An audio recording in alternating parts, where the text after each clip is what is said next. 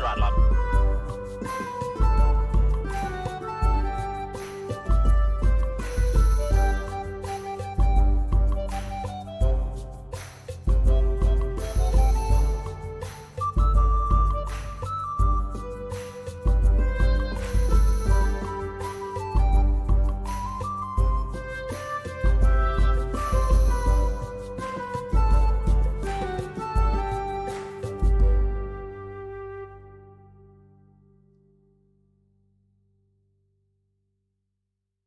Discovery, go at throttle up. Hello. Dudes. I am no longer antsy. You know what I did? So first of all, welcome to the CRS-27 launch coverage. Should be good. We should have a Falcon 9 launching here in, I don't know, sooner rather than later. Right?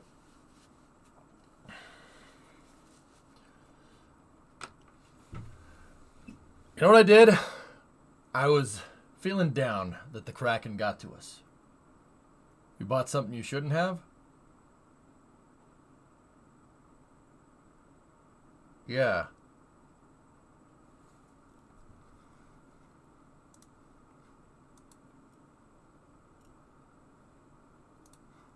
Thank you. That was weird. I went and bought pie at the grocery store.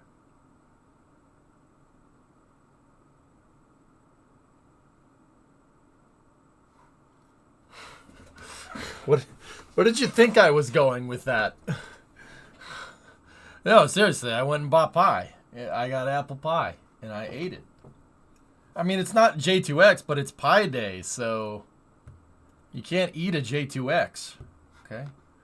Any thoughts from this and how it might impact things? Oh, they didn't. So, Spaceman, it's not going to affect ISS operations in any way. They seized the Soyuz 5 launch pad because the Russians haven't paid the bill for it. Soyuz 5 is kind of, well, a next generation Soyuz. And Russia wanted to take the former Zenit pad, which was a Ukrainian booster, and they wanted to replace it with Soyuz 5. So they had a deal with Roscosmos, with the Russians, called the Baiterek project. B-A-I-T-E-R-K, R-E-K, excuse me. The Baiterek project, which was basically bringing, which was going to bring Soyuz 5 to Baikonur. They hadn't paid anything. It was like a joint project, and Russia never paid the rent for the pad, so they seized it. It will not affect ISS operations in any way, shape, or form. Soyuz 5 is not conducive to running the ISS, so yeah, it's no problem. You're probably not going to see Soyuz 5 flying anytime soon, but whatever.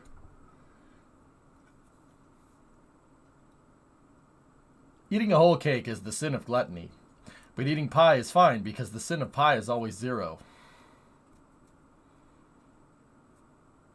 What's the cosine of pi, Panther?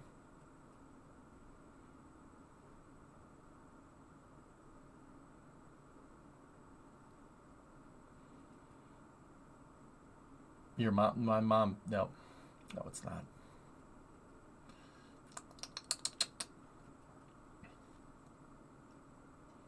I ran to get pie. That's right. That's what I did. And I'm good. I'm feeling good now. Like, I hate that a stupid piece of food will put me in a better mood. The pie was very crude. But damn, was it good. I'll just start the cast now. We'll just okay. I don't know, Pork, maybe. Hey, maybe I'll make things out of clay and lay by the bay. I just may. What do you say? You stay out of my way. You listen to what I say. I back 5 months. Sparrow with a 50. Thanks, guys. Discovery, go and throttle up. Develop new therapies for cardiac dysfunction on Earth. NASA pulls. Pulls, NASA. Pulls. To the space environment, to the survivability of these organisms in space, and the origins of life on Earth. This is so okay, what you're looking at is a shot of Falcon 9 with a Dragon resupply vehicle on board. So we watched Crew 5 vacate the ISS yesterday, right? Or a couple of days ago. We watched them come back down on Saturday. That was Saturday? Saturday. So that wasn't yesterday. I don't know what day it is. Daylight savings time screwed me up that bad, and I'm really ashamed to say that. But whatever. Doesn't matter. So the Crew 5 Dragon vacated that port, and now SpaceX is sending up a resupply Dragon. This is CRS-27. It's a ISS resupply mission, and usually NASA talks about what they're moving up and down from the ISS. These experiments join the hundreds of ongoing investigations aboard the orbiting laboratory. That was just a brief look at some of the science on CRS-27. So now let's take a deeper dive. Students from the University of Arkansas have a small satellite on board that could help us declutter space. Joining us now to talk more about it is Samuel Cano, PhD student from the University of Arkansas. Welcome, Sam. Yeah, thanks for having me. Of course. So fast forward. Okay, preparing to fast forward. Fast forwarding, sir. Fast forwarding.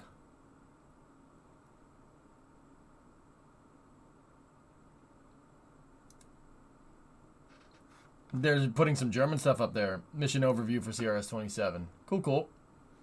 Oh, neat.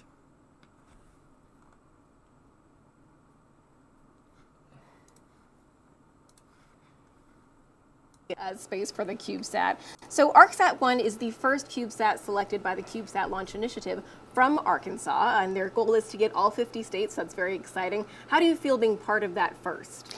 It's amazing. I mean, it's twofold. So, from a technical standpoint, we have ArcSat-1 tonight, hopefully. and ArcSat-2 in the next year. And they're both technology demonstrators for ArcSat-3. And to explain that really simply, I'll just say it's a two-body spectrometer where we hope to maybe send a pair of these really small CubeSats, which is very cost-effective, to other planets.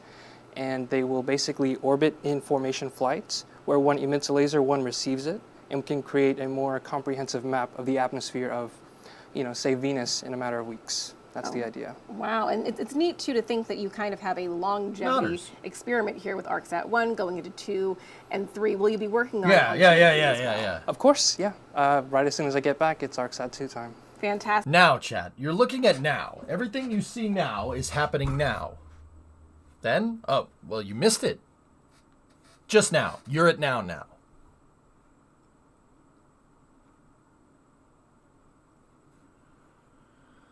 Hardware we're able to use for Soon. ArcSat 2.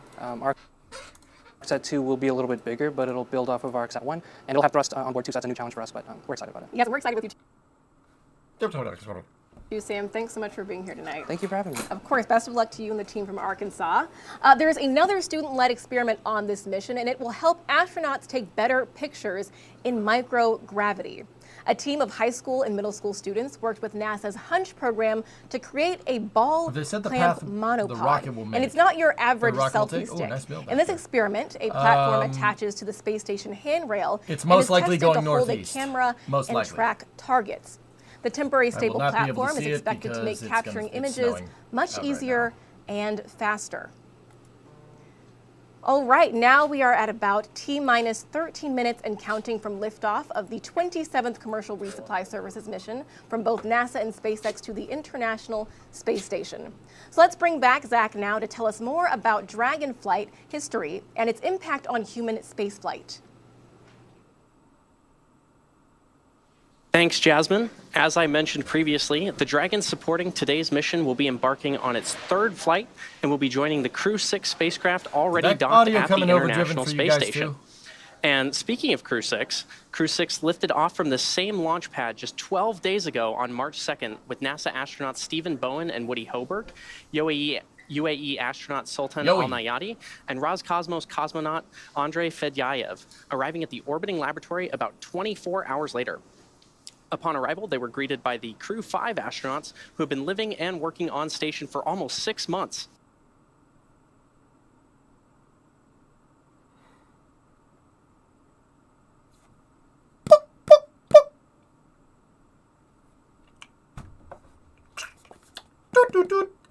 Sir, can I talk to you for a minute, please, sir? I'm having trouble with the radar, sir. I'm having trouble with the radar, sir. I've lost the bleeps, the sweeps, and the creeps. You know, the bleeps. The sweeps. And the creeps. It's not all he's lost. Seriously, the audio stopped. Like, completely stopped. Like, there's nothing to hear here. Oh. We are close to finding out which 4 astronauts will be among the first crew to lift off on the Artemis How many 2 nerds we got in this mission. chat anyhow? We have that update and more. I can't believe in it. our I'm Artemis surrounded 2 by minute. nerds. Keep spacing, nerds! Who's more professional Right at this now, point? Me or technicians NASA? at NASA's Michoud Assembly Facility are hard at work on our Space Launch System rocket for Artemis 2. Ooh. They've moved the engine section to the bottom of the 212-foot tall core stage. And next, they'll add the RS-25 engines, Yeah, I saw you. which Whatever. will help power our missions to the moon. On April 3rd, we'll find out which 4 astronauts will travel around the moon in the Orion spacecraft as part of Artemis 2. Artemis 2 builds on the success of the uncrewed Artemis 1 flight test. That's nice. We documented its journey in our Path to the Pad series, streaming right now on NASA's YouTube channel and on Hulu. Oh, Hulu. As you just heard, the Artemis 2 crew will be announced on April 3rd That at 11 aft. a.m. Eastern Time. Engine And you section. can watch that right here on NASA TV and on our social media channels. Our missions to the moon are setting us up for Mars. And when we get there, we don't want to bring any microorganisms with us. The European Space Agency will research how different bacteria form and grow on metal surfaces. They'll be looking at how bacteria like staph form on steel, copper, and brass. They want to know which metal has the best antibacterial properties. And prior to this mission, scientists studied biofilm on board the space station and looked for ways to protect astronaut health and safety while they're living in the orbiting laboratory. Additionally, the Japanese Space Agency is trying to identify if any plants could survive and grow on the moon or even on Mars. These 7 samples of microbes you see here will be exposed to the space environment for up to 6 months. Then they'll come back to Earth to see if the spores can survive and grow, as well as their tolerance to UV light and conditions out in space. Well, we know that the weightlessness of space can have a significant effect on our bodies, but especially on our hearts. Joining us now is a member of the Cardinal Heart 2.0 team from Stanford University, Joseph Wu. Thank you so much for being here. Oh, thank you so much for inviting me, Jasmine. Of course, we're really excited to have you here. You guys are doing some very interesting research with Cardinal Heart, and you started with the first experiment, but now you're on the 2.0 version. Right. So can you tell us, what are you looking at in Cardinal Heart 2.0? Yeah, that's right. So we're very much interested in understanding the effect of microgravity on the cardiovascular system. And as you may recall, back in 2016, we did our first experiment, which was we sent human-induced pluripotent stem cells that have been differentiated into cardiomyocytes, beating cardiomyocytes, and we generated this from 3 different individuals. We sent it up to space, and we found there were changes to these 2D human cardiomyocytes. So we followed it up with the December 2020 launch, in which we used 3D human engineered heart tissues. And in this case here, this allows us to understand the interaction of all the different cell types in the heart. The heart has cardiomyocytes, has fibroblasts, and also has endothelial cells. And what was surprising to us is that even the non-beating cardiomyocytes, for example, the fibroblasts, also show some altered function due to the microgravity. So in this current launch, what we're interested in is setting up these 3D human cardio organoids. So we sent up 3,888 cardio organoids to be exact, from 4 different individuals, 2 male, 2 female, 2 Caucasians, 2 African Americans. And here, we're trying to understand what is the effect of microgravity on these cardio organoids. We're also screening for different FDA-approved drugs that can be used to mitigate the effects of microgravity. And this is obviously in collaboration with the NIH NCATS, also with the International Space Station, and also with Bioserve Space Technologies in Colorado, and also with UCSB.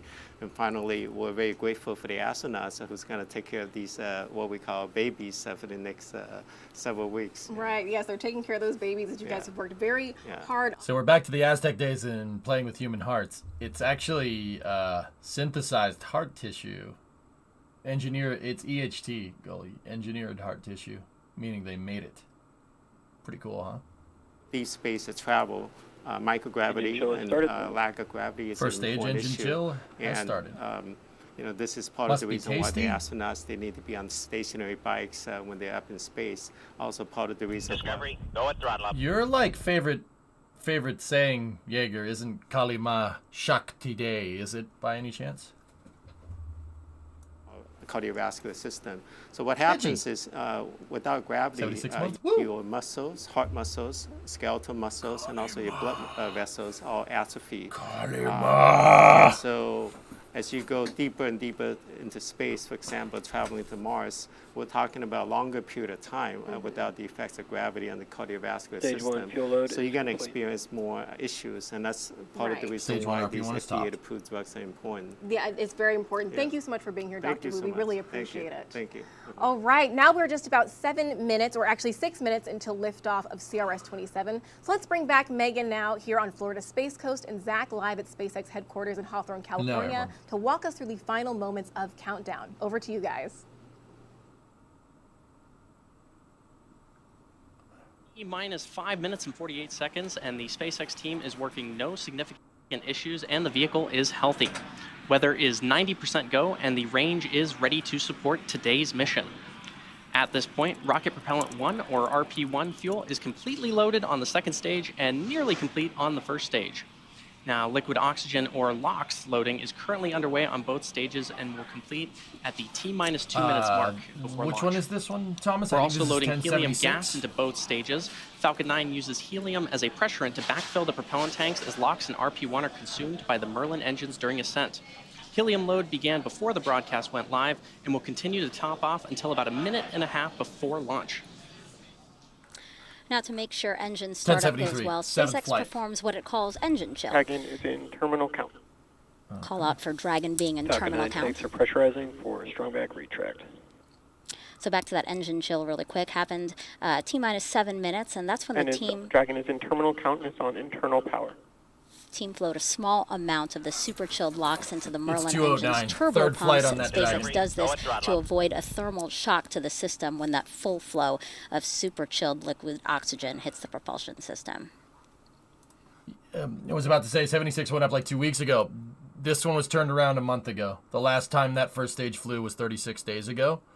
The last time C209 flew was actually over a year ago, about a year and a half ago on that capsule. Interestingly enough, this is the 7th flight for the first stage and the 3rd flight for that Dragon. That large truss structure adjacent to our Falcon 9 vehicle. The TE is used for vehicle rollout and to route propellants and electrical power to the vehicle in preparation for launch. Once the clamp arms have fully opened, Hey, Kenwa. the TE 25-month will then resale. retract away from the rocket in preparation for liftoff. In these last few minutes before T0, Falcon 9 is performing final health checks on its primary communications, avionics, and propulsion systems.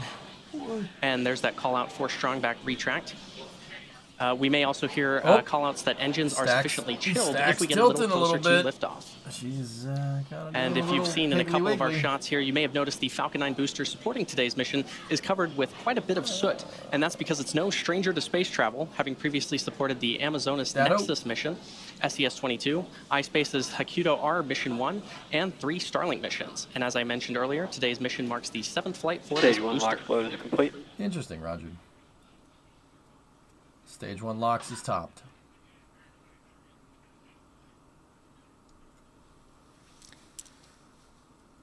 Now this launch I will got bring you, in just Thomas, under yeah. 6,300 pounds of cargo, science, and supplies to the space station. One This is research live, hold on, project dude. Yep. will study the effects of microgravity on the human heart, and a student project that will test ways to help astronauts better capture photos and videos while working on the space station. Dragon will be docked to the space station for about a month before returning home. This is a resupply mission that's taking the spot that the Crew 5 Dragon that And we right watched around come now, back down over checkouts the for the weekend. second stage thrust vector control actuators. Okay. This is going to replace the crew, the spot that was vacated by Crew 5 when we watched them come down over the weekend. Here, and we should be getting into Stage 2 LOX load completion here, and TE vent if that wasn't it already.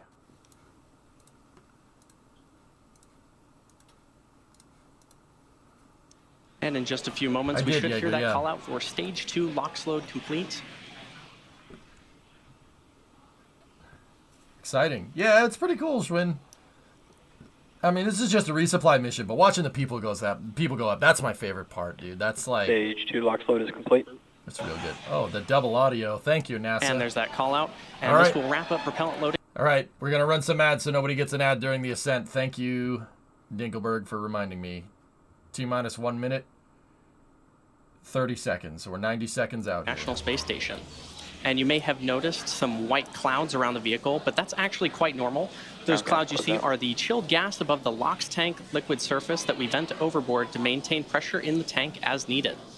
And when that gas comes out into contact with the warm, humid Florida air, the air condenses into clouds and water. Guys, I'm not Now NASA. just about 5 seconds. I'm EJ. This is NASA's official stream. I'm watching it on Twitch, which I have permission from NASA to do. Just in case anybody was confused. Flight computers take control of the countdown and will guide the rocket through the This guy is a SpaceX rocket that is operated by SpaceX, but contracted to move cargo to the ISS for NASA. All right, both stages are now pressurizing for launch. At launch, the International Space Station will be over the Indian Ocean, south of India, at an altitude of 261 statute miles. 415 kilometers. T-minus 30 seconds. Counting down for NASA and SpaceX's 27th commercial So this isn't resupply mission. KSP2, guys. This is HSP, Human Space Program. Go at throttle up. I asked 15 to be seconds. sure, Salyut. Yeah. Okay, here we go. 10 seconds. Sound T-minus suppressor 10, should turn on here. 9, 8, 7, 6, 5, 4, 3, 2, Green flash. 1. Engines full power. And Okay, liftoff. CRS-27 is flying. Go Falcon, go Dragon. Falcon 9 soars off the launch pad. Hey, Dragon Jupiter. now on its way to the International Space Station with important new science experiments and crew supplies. Stage 1 chamber pressure is nominal. Everything looked good there.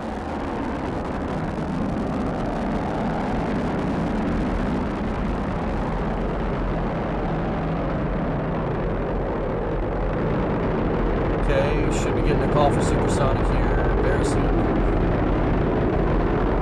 That little bit of fire is just flames that are caught. At T plus 40 seconds, Falcon Flames that are caught in the low pressure area between the ends of the nozzles and the bottom of the rocket.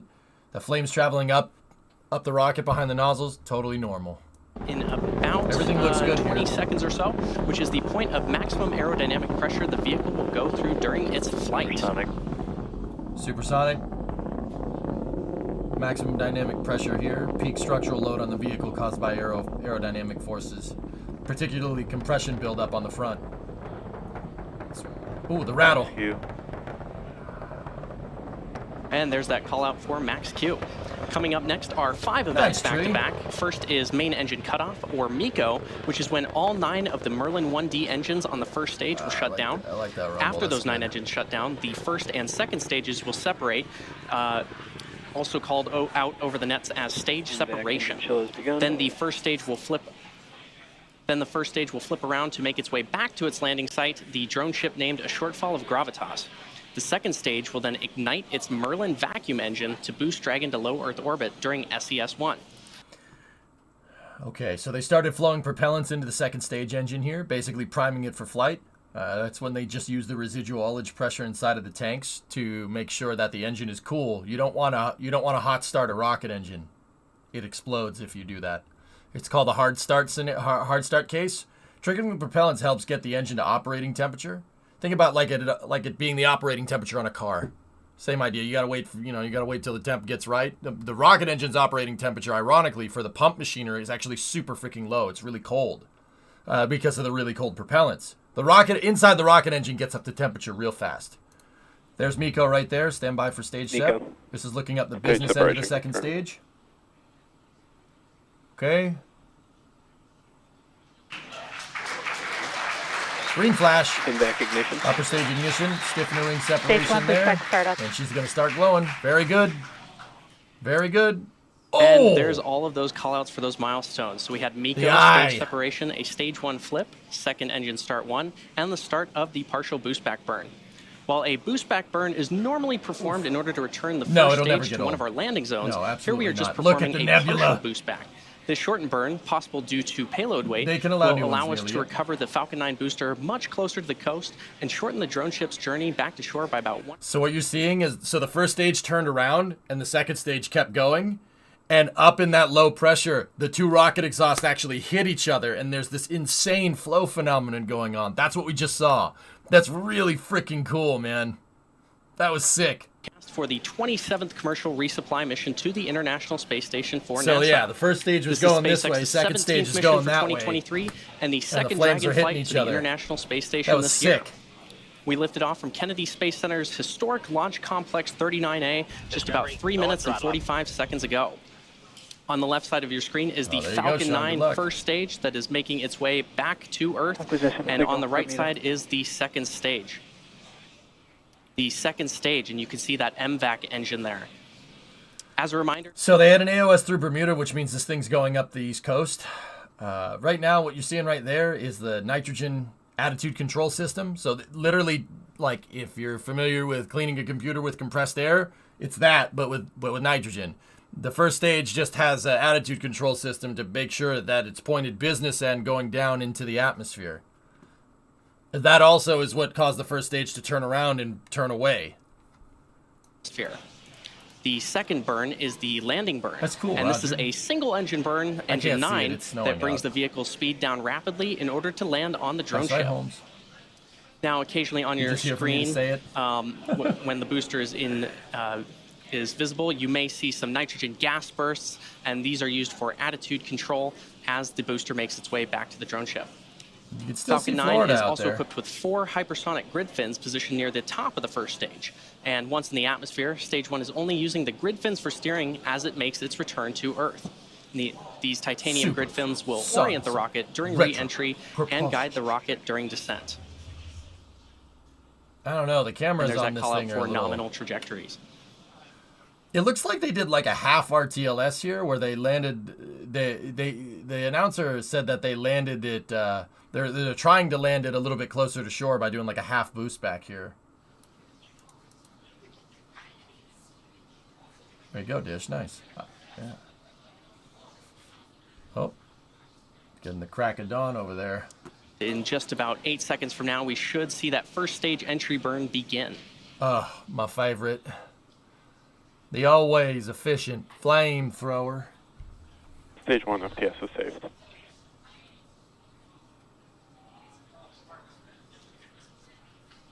Right now Stage on the 1, right entry side of your burn screen, you startup. can currently see that. Currently see got stage some 2, re-entry. and there's Ah, confirmation of first my stage entry favorite. burn startup, and probably saw it as well. Again, this is the first of 2 burns that the booster performs before landing on the drone ship. Stage 1, entry burn shutdown.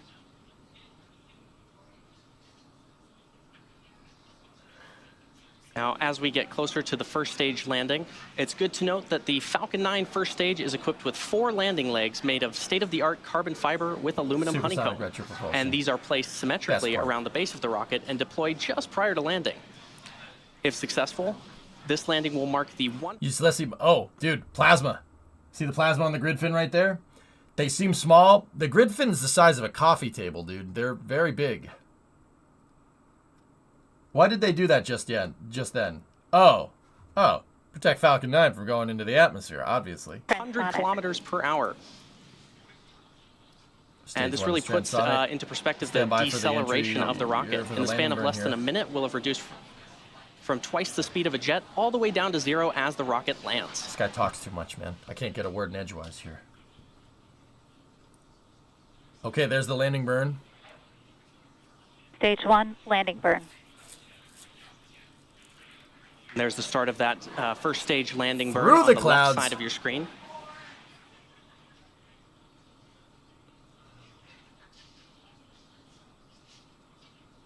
Oh, it's a little choppy out on the waters Stage tonight. 1, landing leg deploy. Landing legs are out.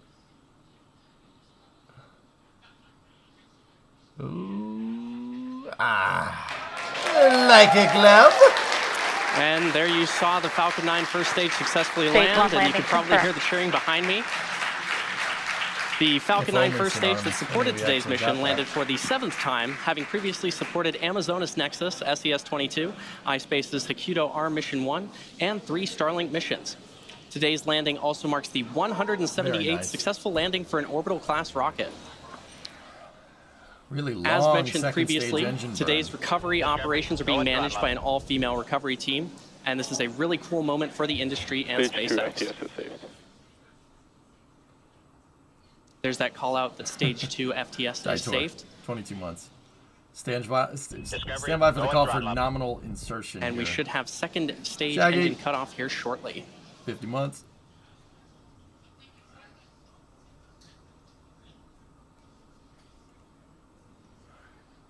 Seco.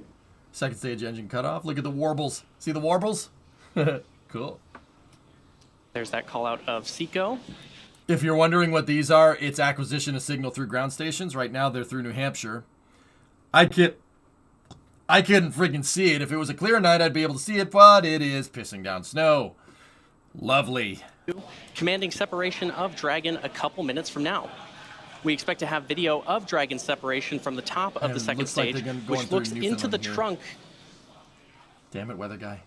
CRS-27 will be joining the Crew 6 vehicle, currently on orbit, so we'll be back to having 2 Dragon space. Saw a green flash. You saw a green flash engine shut down on the first stage when it landed. Is that normal? Yeah, they burp.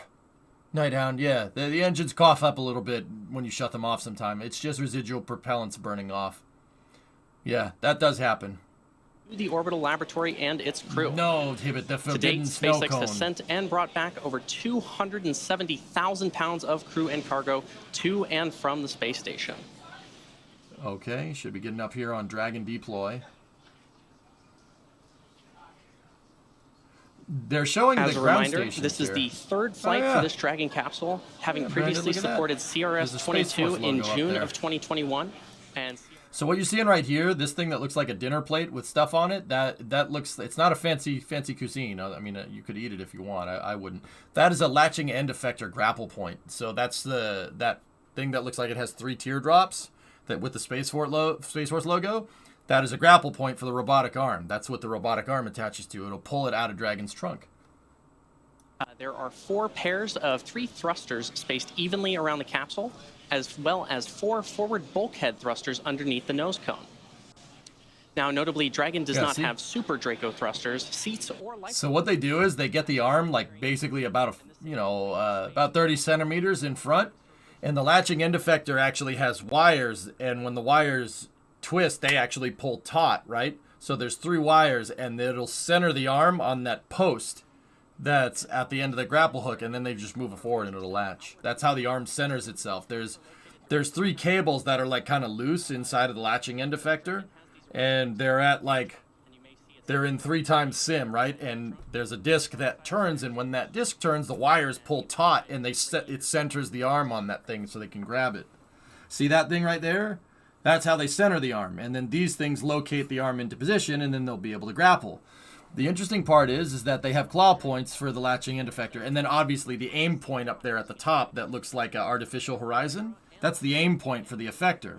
That's how you know, like, whoever's guiding the arm in, I think Woody is going to do it if I'm remembering right. Whoever's guiding that arm in is going to locate the camera on the arm lines up with this crosshair. There's a camera on the end of the latching end effector, so they'll line it up and then they'll bring it forward and then it'll latch and then go in and grapple the dinner plate.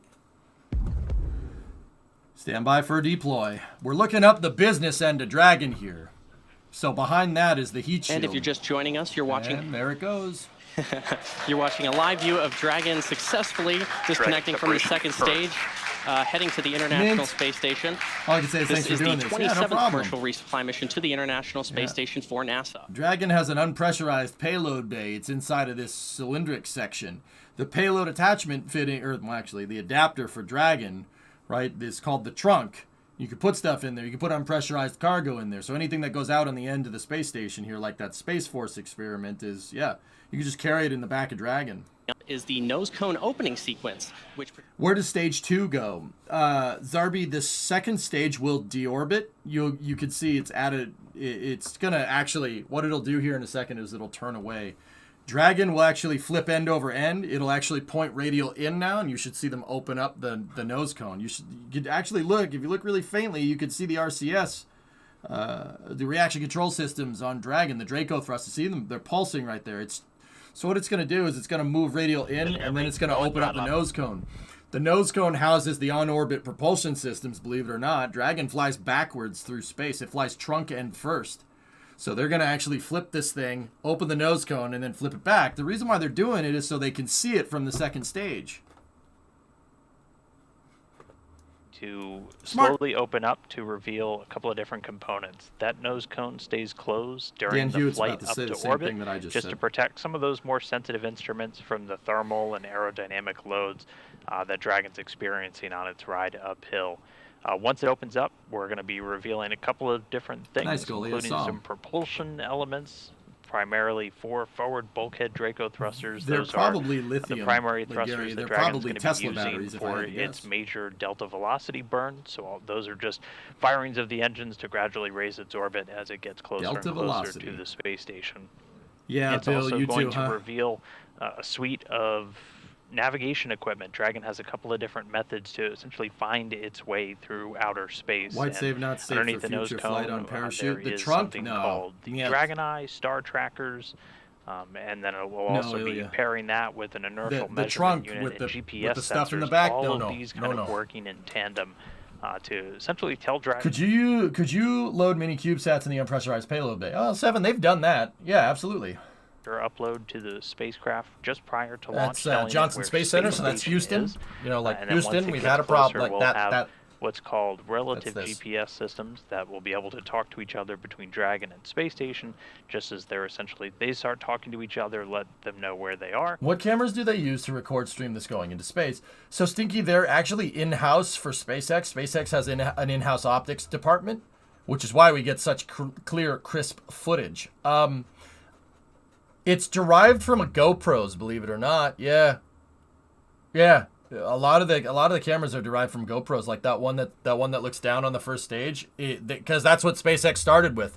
They literally, back in the day, so we're talking like 13, 14 years ago, they just put GoPros on the rocket and sent it. Because it works. That's what works. Why? I mean, at the time is a good idea, but then they needed better optics, so they actually took the GoPro apart, reverse engineered it, and made their own optics that are designed for space. SpaceX doesn't sell their optics. Will start to deploy. Again, it takes a couple of minutes. Yeah, there were GoPros back in the day, but now about SpaceX has their own proprietary cameras that they use for engineering. Yeah, straight up.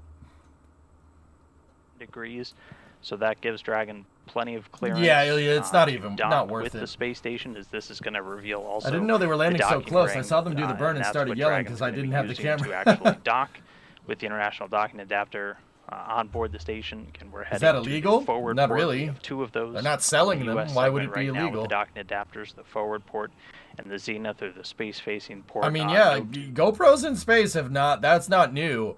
Orion had GoPros out on the end of its solar panels. Yeah.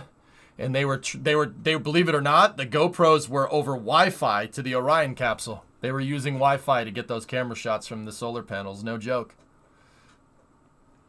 Yeah. A month and change of really intense. Yeah, it was really cool. Orion has Wi-Fi, confirmed. At this moment in time, one set of hooks open. We're still waiting for that second set of 6 to open up. And then once that happens, the nose cone will start to... or the nose cone will start to deploy. Shortly after that, we'll do checkouts of those forward bulkhead Dracos, those 4 Dracos that are hiding underneath the nose cone right now. And once those are checked out, we'll be pretty much ready to go. And as Dragon will start to do its different phasing burns to get to the space station. Sounds like we've got all 6 of the second set. Why does stage 1 appear to burn red on ascent and white on return? Red. Oh.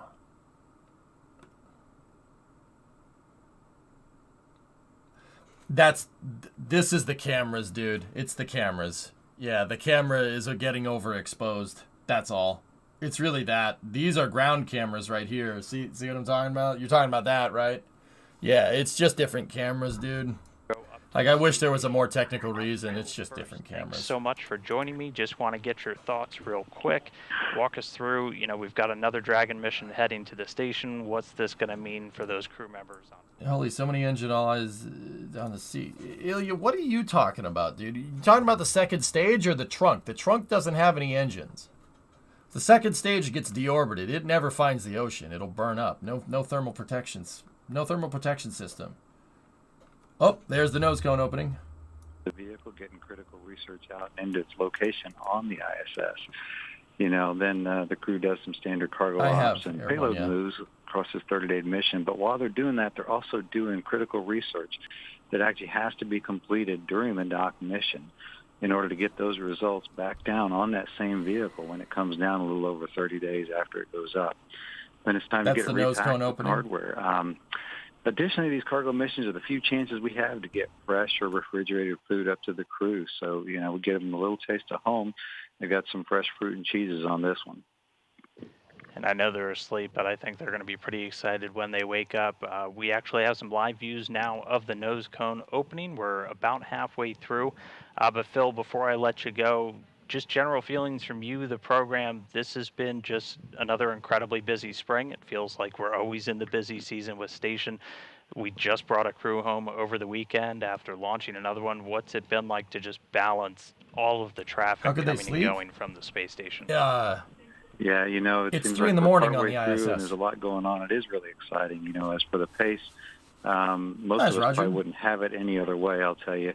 You know, we're in our third decade of operating this orbiting research facility, and these are the crew and cargo missions to keep it going. But if you look ahead, added into that mix, you know, we got an upcoming I don't know, Roger. first Atmospheric cruise flight. conditions, We've got maybe? a second private astronaut mission. So while busy times for sure, you know, it's really inspiring what we're doing across, you know, in this industry, across this, you know, dedicated and great partnerships with NASA, commercial, you know, providers and international teams. It's just really exciting for the program, and we're really proud to be part of it. All right. Well, again, that was Phil Dempsey. Phil, thank you so much for dialing in. Phil's the manager of the Vehicle Integration Office from the International Space Station program for NASA. Thank you, Phil. All right. Thanks. You have a good evening. You too. All right. We are very close now to the nose cone being open. Looks like it just has a few more degrees to go. And we'll stand by and wait for confirmation on the loops to hear that again. Once we get the nose cone open, it'll be time for Dragon to reorient itself to maneuver for some forward bulkhead Draco checkouts, and then that'll be the last thing we do in the next couple of minutes before it's time to start those phasing burns. And as I was talking through there, we actually just heard the nose cone is now open. So Dragon already stepping through its automated sequence, getting ready to do the checkouts of those forward bulkhead thrusters.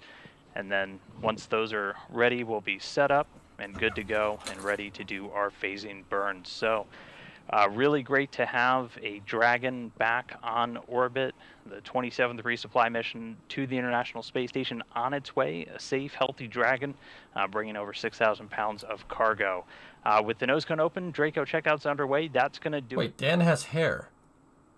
We'll be back on Thursday morning to take you through the final moments of Dragon's approach and docking to the International Space Station.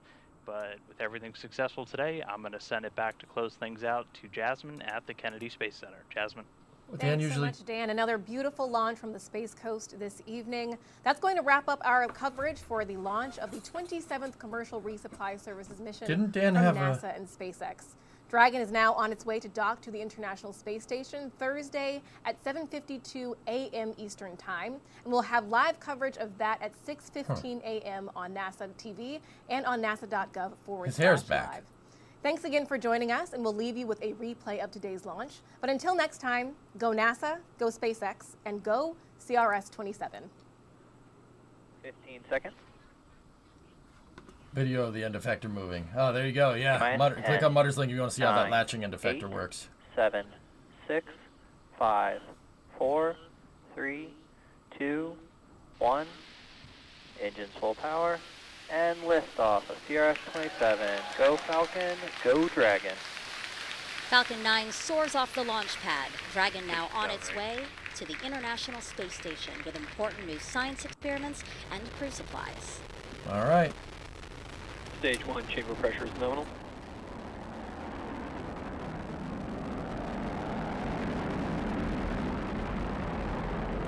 Very nice. Yeah, see, that's just the turbo pump exhaust getting lit on fire, but yeah, okay, NASA doesn't care.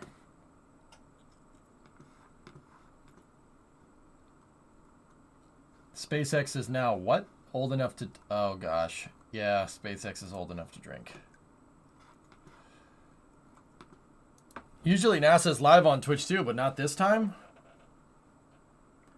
Man, Stufa, man, who runs that damn Twitch channel? Come on now. I used to know the guy that ran it, but I don't know who's running it nowadays.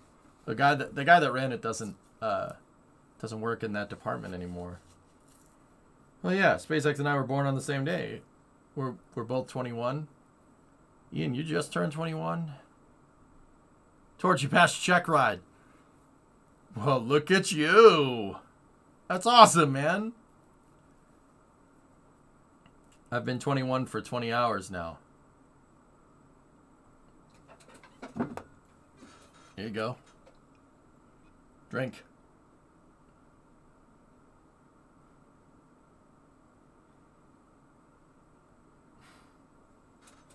Gulps. You don't gulp this. You sip it. It's sipping whiskey, okay?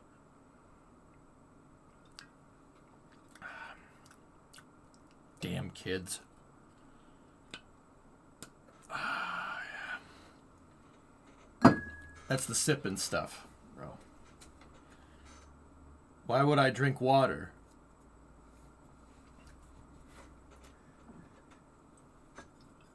You insult Knob Creek again.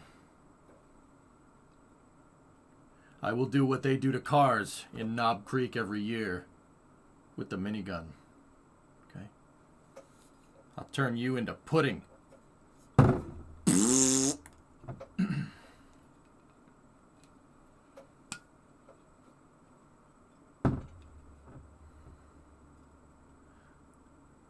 Drinking at this hour? It's 9 at night. As if a sip of whiskey is gonna do anything. You guys, have you guys ever drank alcohol before? I mean, I know Ian has, and Ian just turned 21. But some of you guys, I don't know.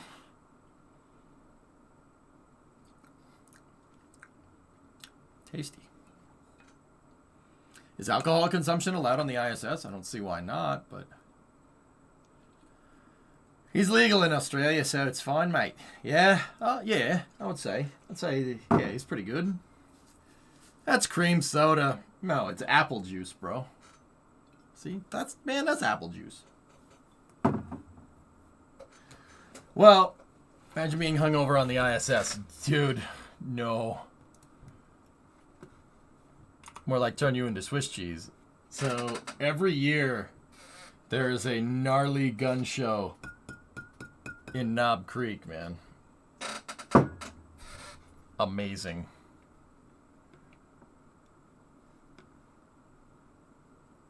What time does the ISS use? It uses GMT, damage. Yep. Mm-hmm.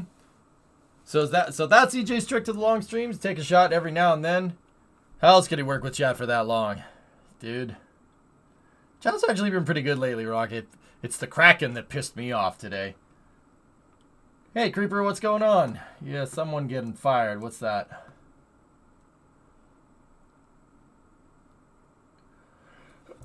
Okay. Nope. GMT. They use GMT. They're on Greenwich Mean Time.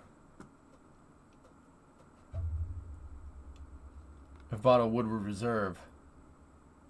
Yeah, there you go, Arbalist. You're a man of taste. They stopped. The machine gun shoot isn't down there anymore. They stopped Knob Creek? Ah.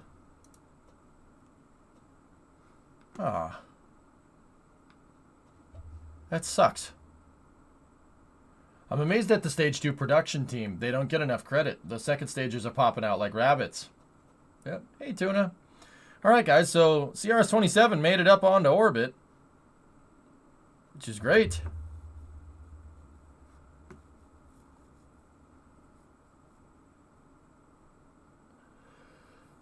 Real good. 2021 was the last year for it. It's the most un-American thing I've ever heard.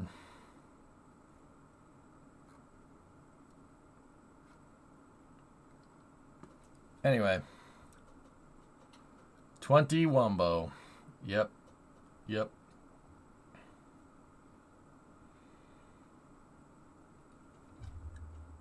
You like the work, Malone? Malone Stone, right on. Keep it up, appreciate you. I'm trying, dude, I'm trying.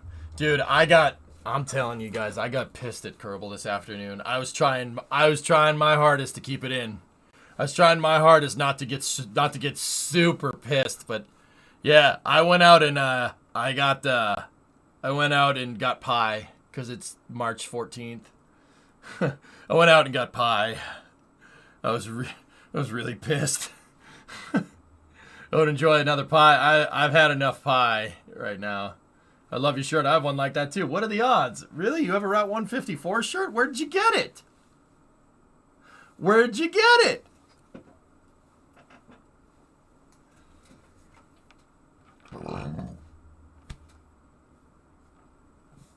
Excuse me. Random online store. Who knew? Yeah, no. Oh, you all right. Okay. I got it from a dumpster behind Home Depot. Damn it. Here's hoping the patch comes out Thursday. Yeah. Now that is the beauty of a launch. Merlin 1Ds. That's very nice. Here. Let's show it. We'll show it, Derek.space. Derek.space. All right, what do we got?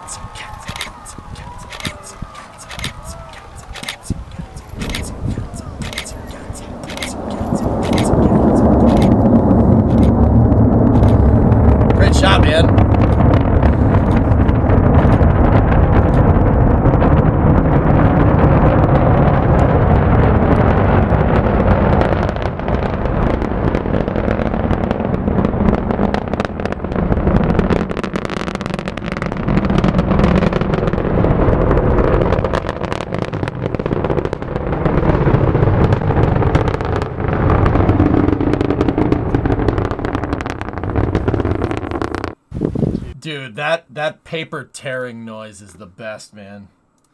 That's the best, dude. It's the best noise ever. Great audio. Great shot.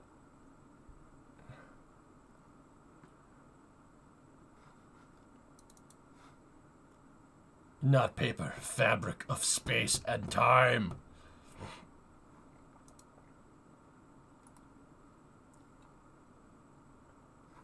Here's your Statico shot. I have it. I already have it teed up. Oh yeah. Oh yeah. Derek Newsome. But what if it was Eric? What if it was Eric, not Derek? And instead of Newsome, we have Johnson. That'd be pretty neat. That's pretty good. That's pretty good. Dude, look at that. Look at that chonker of a freaking tower over there, man.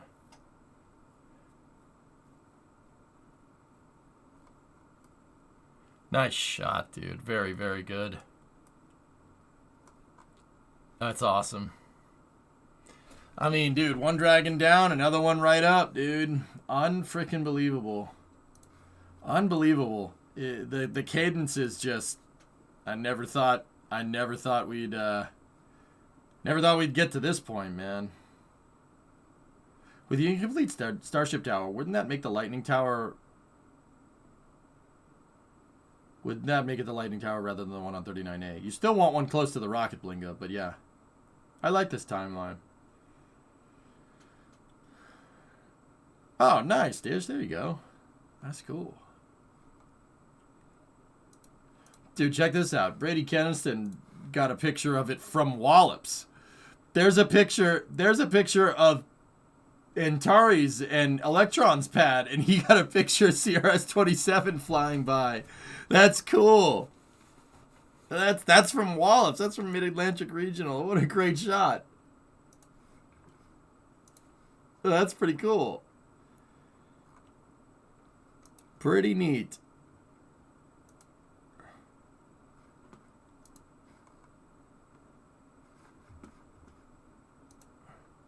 What's that say?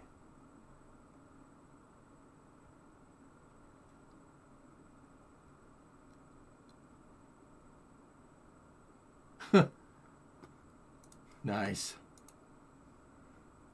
It was high enough to get lit up by then. I could barely see a little bit of the exhaust expansion from there. Nice.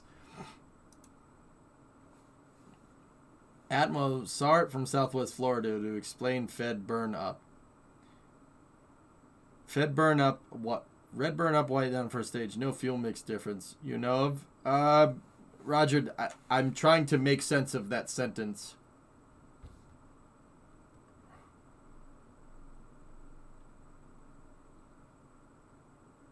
My guess is, dude, and if I had to guess, I don't think it's fuel mixture changes. I'd say you see it coming down because when you see it coming down, the plume expansion is completely different than on the way up, so it might be a different color.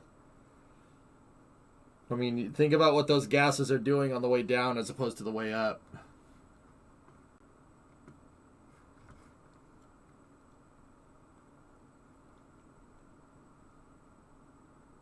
Either that or it could just be something as simple as engine throttle. It could have just throttled the engines. Here, have a time lapse of every single SpaceX launch. Oh, the frickin' rocket launch pad. Yeah, Maggie, I've seen this short before. Check this out. Yeah, you guys. Yeah, remember when SpaceX launches were every couple of months?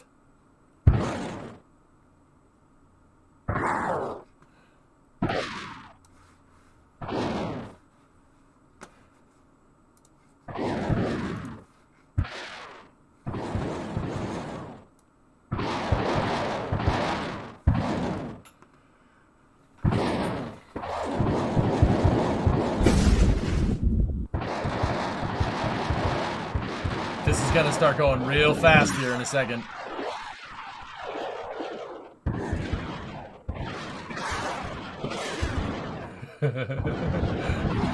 Watch pad 40.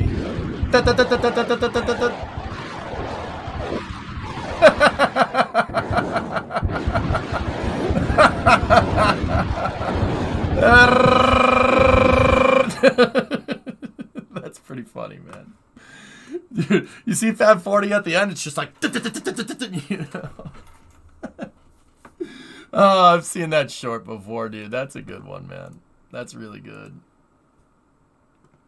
I mean, dudes, we see a SpaceX launch every 4 days. You know, speaking of that, let's see what we got in a second here. So Electron is on Thursday. That's on patch day. I think that one may have moved, but I'm not sure. Then we got another Falcon 9 on Friday. And another Falcon 9 from a different pad a little bit later. And then Relativity. Ooh, Relativity pushed Monday at 1. Okay. Yeah. All the Chinese stuff never gets streamed, so...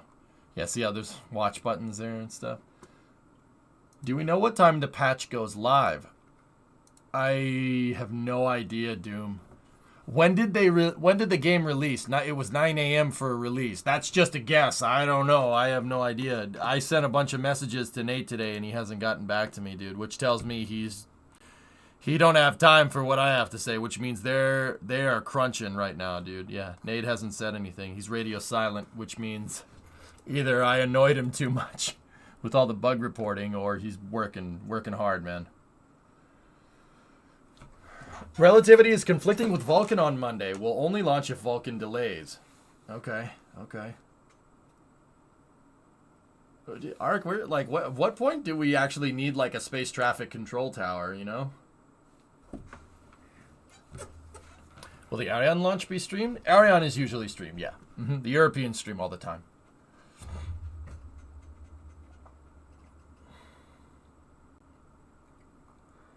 Crazy.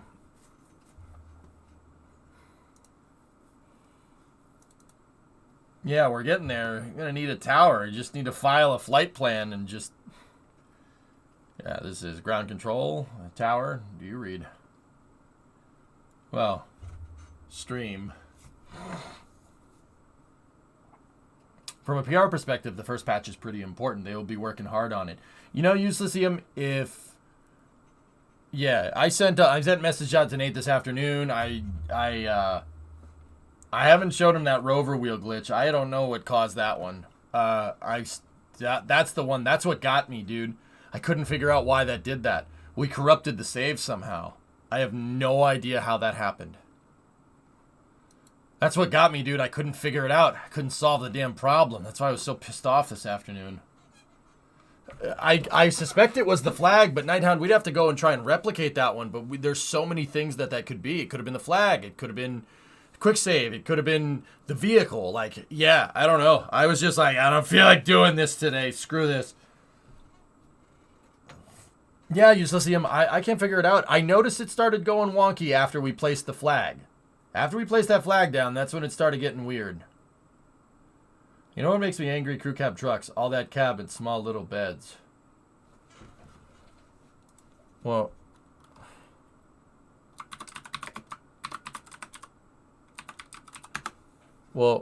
okay. Well, what do you think about this?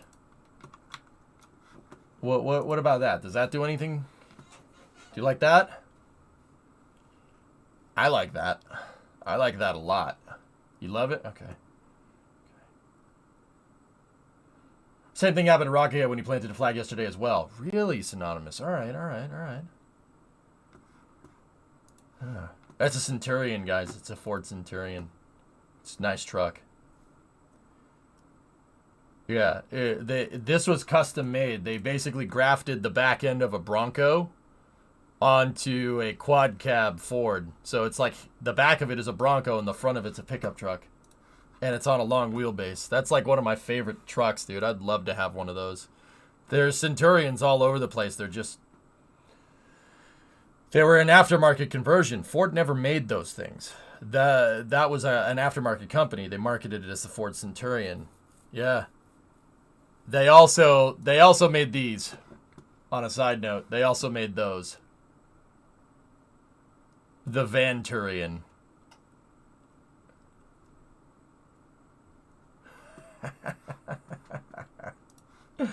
Oh, you didn't like that one, did you? It's that one. That's strange, dude. I'll take the truck one. Thank you very much. Yeah, the truck one is just fine. I'll take the truck one, man. I hate it. What's wrong? You hate it? What's wrong with it? It's fine. It's not fine at all. It looks horrible, doesn't it? It's fine. It's not. It's terrible. I like Centurions. Centurions are cool trucks. But yeah, everybody drives around a half-ton quad cab short box nowadays, and it's just an SUV. But at least it actually is an SUV, and you could go off-roading with it. It's better than a crossover, you know? Just awful. Have you seen the 6-door F650? I've seen it, yeah, of course. Is Kerbal 2 worth it? Discovery, go at throttle up. It's early access, dude. It's early access. The honest truth is that if you want to spend $50 on an early access game, go and do it. I'm having fun with the game, except for today. Today kind of pissed me off a little bit, but hey, it is what it is. Hey, Scary, Tier 2 77 months. STS-77, May 1996. Endeavour launches a Space Hab mission for a 10-day stay on orbit. Coke flew a fountain drink dispenser to see if it works in space. Also, Falcon 9 launch looked fantastic from Sebring.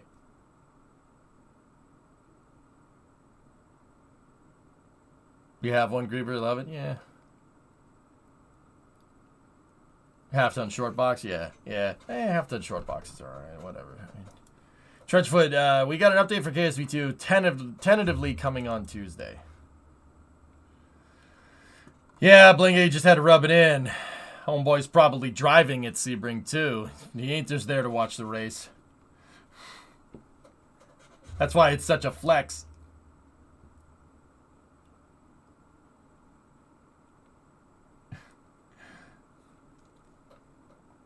He'd be flexing, man. Anyway. Thursday afternoon. Skiri, text me the stream for it. I would like to watch. Thank you very much.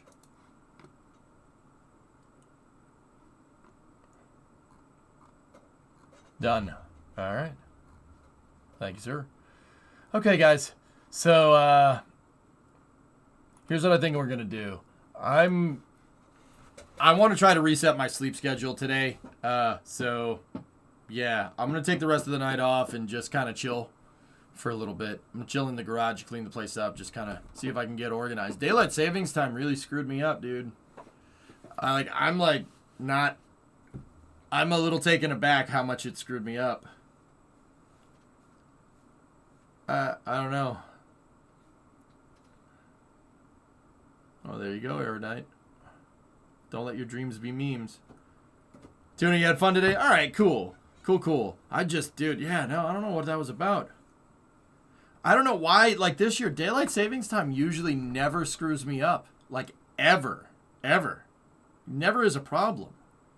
It's just this time. I don't know. It's called getting old. I'm just going to pretend that that's not the reason, Foo Face, and just keep going with, yeah, I have no idea.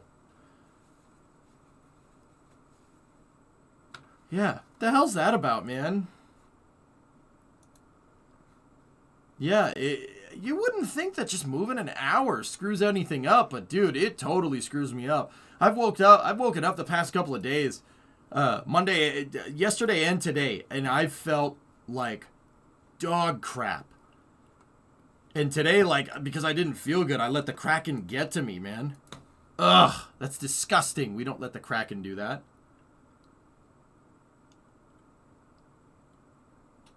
Yeah, victory for sure. Why do we have daylight savings time? I forget the reason, dude. I forget. Laughs in Arizona time, yeah. Strange. So now we're in Rhode Island. Oh, neat.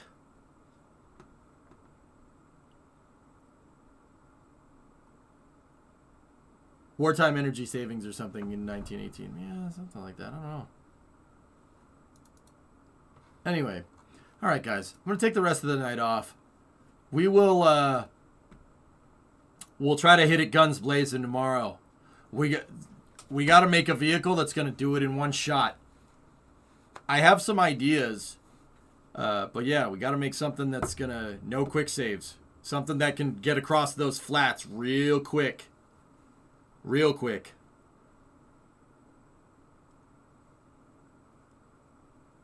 Yeah. Slept all the way up to my alarms both days now. Usually woke up before them. Yeah, Rev, what the frick, man? What is this year doing like that other years aren't? I don't know what the heck that's about, man.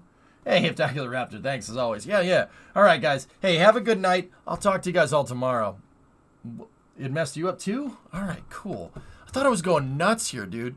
I've been like super late the past couple of days to stream, like 30 minutes late. And I've been on point on the stream, being here on time like lately. I've been really trying to make that a thing, really trying to come in here and have a good time. But today I was just like, frick you, Kraken. I hate you so much, you know? Like, I was not having any of it, man.